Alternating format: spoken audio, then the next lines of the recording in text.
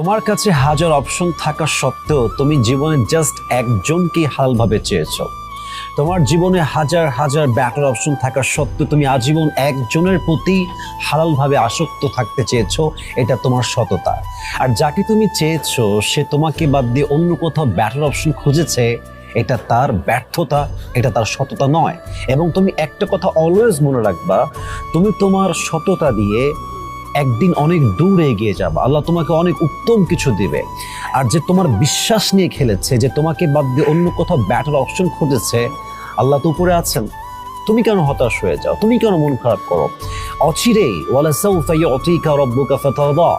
Put your trust on your Lord and believe that indeed and verily your Lord will give you something that will definitely make yourself happy. ভরসা রাখো আল্লাহর উপরে। আল্লাহ এমন কিছু তোমাকে দিবে, এত উত্তম কিছু দিবে, তুমি কখনো কল্পনাই করতে পারবে না ইনশাআল্লাহ তাআলা। So move on.